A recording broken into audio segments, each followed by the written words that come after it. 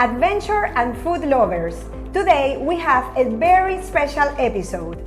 Joining me is Charlie Cohen Enriquez from Magu Fish Tacos, a renowned restaurant in Panama known for its delicious seafood and commitment with sustainable fishing practices.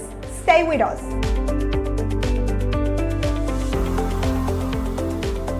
Charlie, thank you so much for being here today. In addition of offering delicious seafood, you also organize amazing fishing tours. Tell us a bit about this. So I would say most importantly, before the restaurant began, we actually we started our adventure company or our charter company by the name of Blue Adventures Panama. Okay. So by then we started taking out clients on the ocean and doing fully personalized tours and adventures depending on our clients' needs. So whether it was whale watching, fishing, island hopping, we really focused on family-oriented events where we could take out clients and show them a great experience out there on the oceans. We particularly are guiding through the Pacific Oceans of Panama, encompassing the Pearl Islands, anywhere from the tuna coast of Panama to Panama City, or in the Pearl Islands. We've been doing this now for, again, probably going on 18 years now, and we run our own boat. It's a custom 28-foot Pursuit center console, and I do it with my dad and with my brother, and if they can't be there, we do it with our mom as well. It's a very awesome boat, super spacious. It's got very high gunnels. We got combing bolsters along the whole side of on the boat. It's a very family-oriented vessel. We are powered with two twin Yamaha 250s. Okay. We do all the maintenance on the boat ourselves. We're very, very, very proud of it.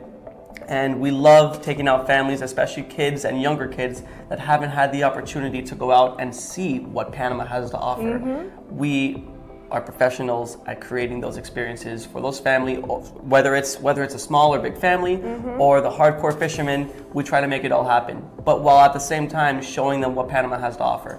How many hours takes these tours? So, for example, we have many different trips. We can do a local trip, which is, encompasses Taboga, Otoke, and Bona area. Okay. Or we have a Northern Pearls trip, which is the most popular trip that people choose.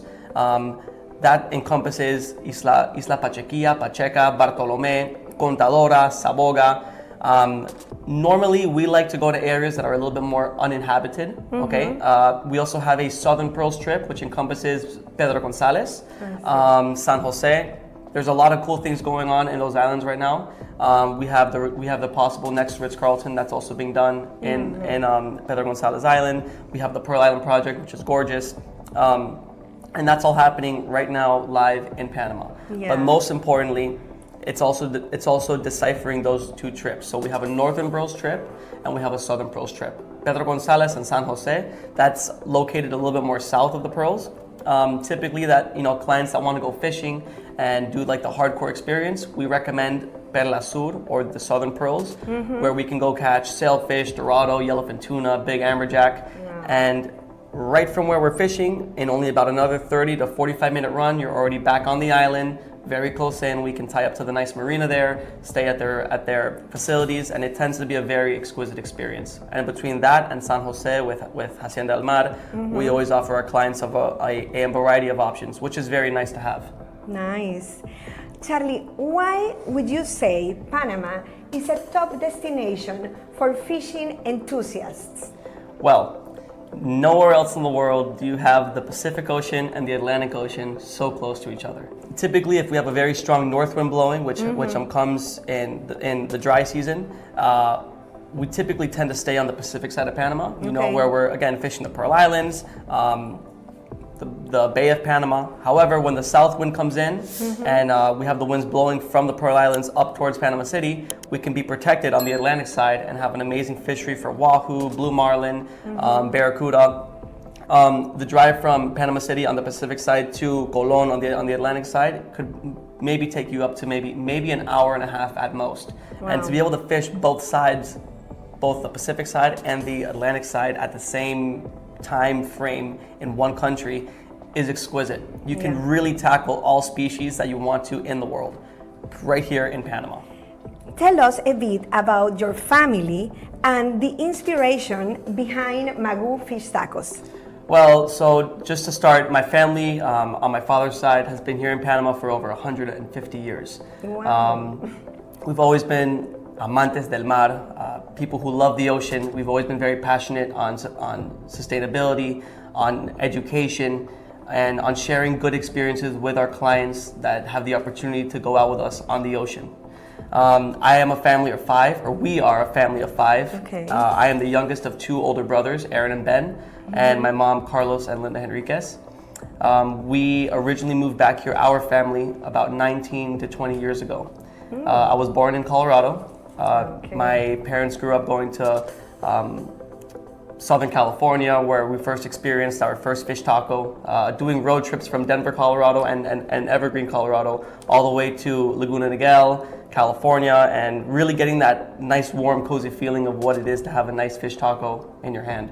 So about 20 years ago, we finally came back to Panama, and with the intentions of opening up Magu's, and my father, knowing how to support his family, he was a professional architect, structural engineer, and designer. So he continued building in Panama for about 15 years once we got back. And recently, I would say going on 5 years ago, we decided to venture into the restaurant. A wonderful idea. Yes, thank you. Sustainable fishing is a core of your business.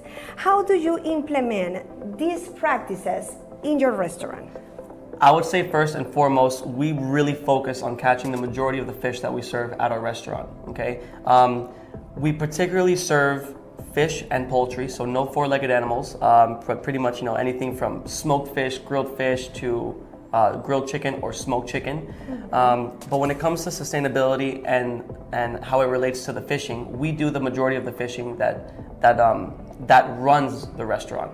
So we fish in very sustainable practices. We fish primarily, in rod and reel fishing, which is where you can basically have a reel, a fishing rod, and you can be trolling or casting and catching one fish at a time. Or if you're very good, you can catch two at a time, which isn't too often. Or if the fishing isn't good, we resort to free diving and spearfishing. So with free diving and spearfishing, we are actually going down on a single breath. We do not use any oxygen tanks or scuba diving. Okay. We go down on a single tank. In Spanish, it's also known as apnea. Okay, and we go down with a spear gun, and we are selectively hunting a particular fish.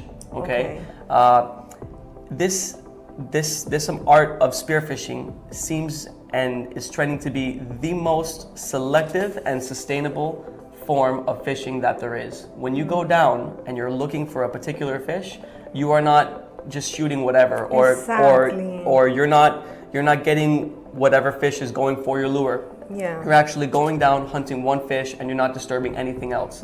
So when it comes to the restaurant, we try to share that in the flavor of our fish. We always ice down the fish completely. Without guts or gills. We always remove guts and gills to help bleed the fish properly and to help keep the meat very fresh. Okay. And that happens before we put the fish on ice. So all of these little things that we try to do on a continual basis to make sure that the experience for our clients at the restaurant is 100%. We try to take precaution on that as much as possible. So in terms of the selective and sustainability factor, although we are fishing and although not using fish as a commodity, we really are trying to make sure that the fish that we are serving at the restaurant is the freshest and the most ethically caught fish possible. It is. And if for some reason we can't do it ourselves, because we are growing and it is a business, yes, we have other friends that we've developed throughout the years, other fishermen, people that we've been diving with in the past.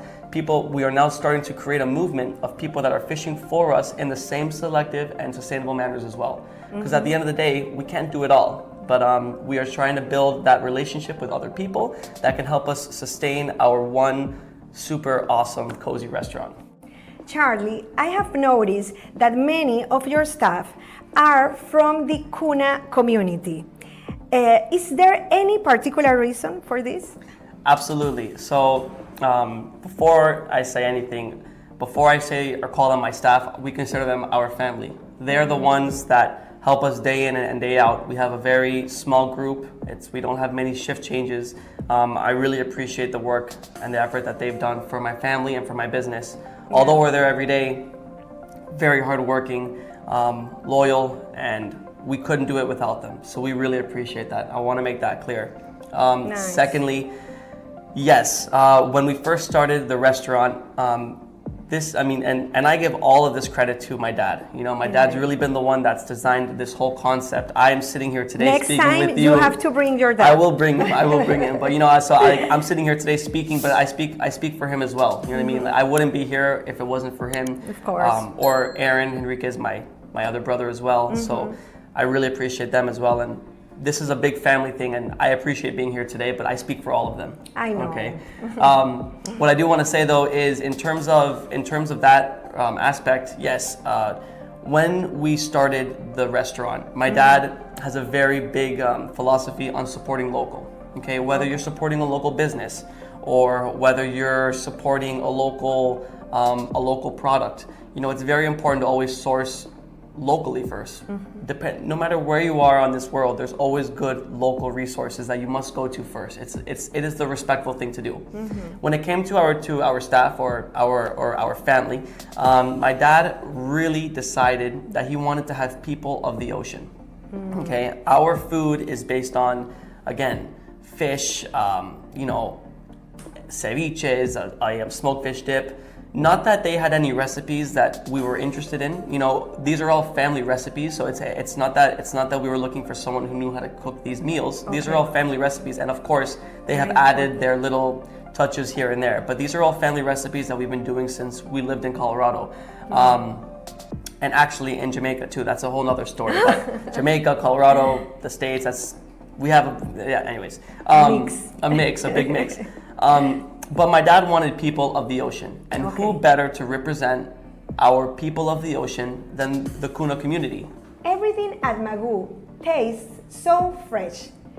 Charlie, do you prepare everything from scratch?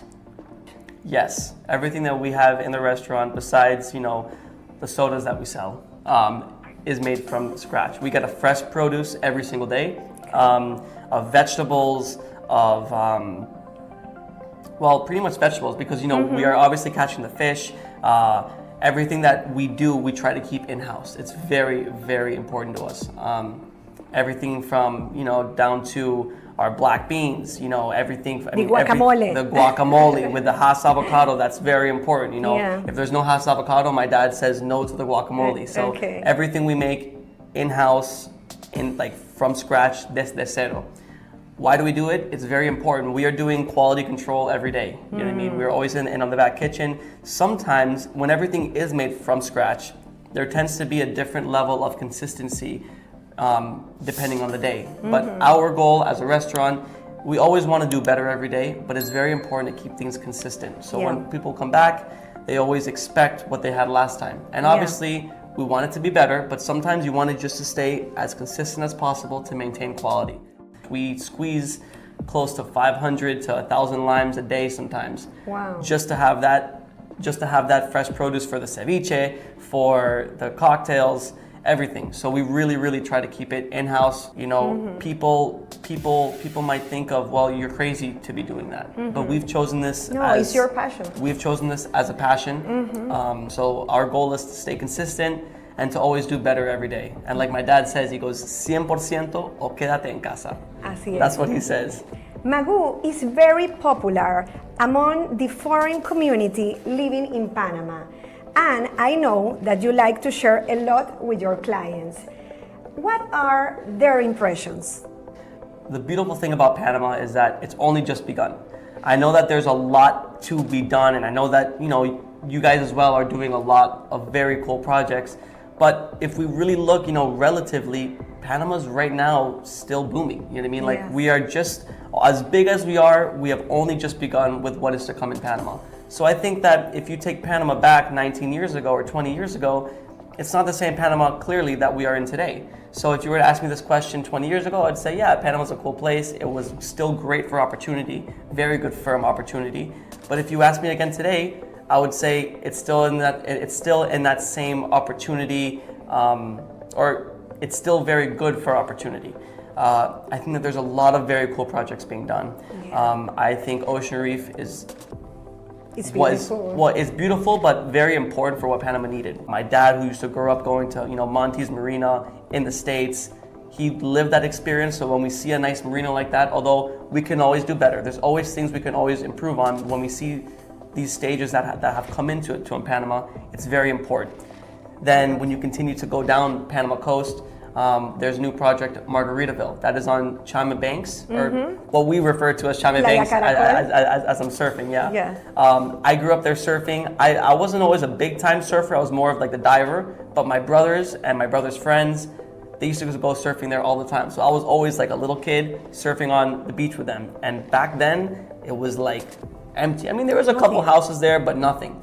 And now, there has definitely been a new residence that has been done, which has been well received. Some of my buddies own apartments there, and I've gone to visit them. But now we have Margaritaville being done there, which I don't know what to say. All I know is I'm excited. I'm really excited to see what it's going to come into.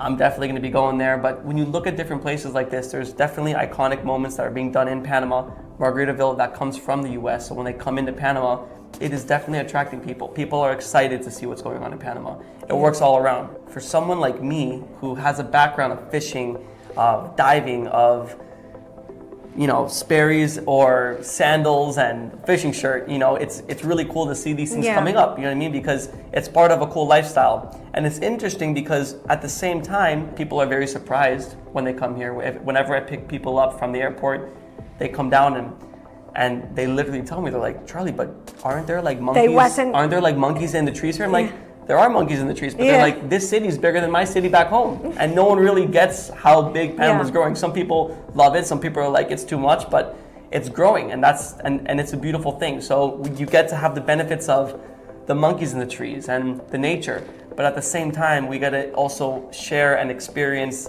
these super fun parts of living as well. So people are excited. I'm excited, and I'm very interested to see what's coming next, because for my few years that I've been here with my family, the development that I've seen Panama go through at the right level, it hasn't been like very offensive by any means, but the development that's been going on is really cool. And I'm kind of in like the middle watching it all happen, and to see it actually happening and to reap the benefits of it already is great. So it's great. We're excited.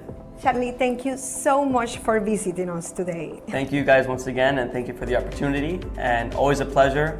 Hope to see you guys again soon. Thank you so much for watching. Until next time.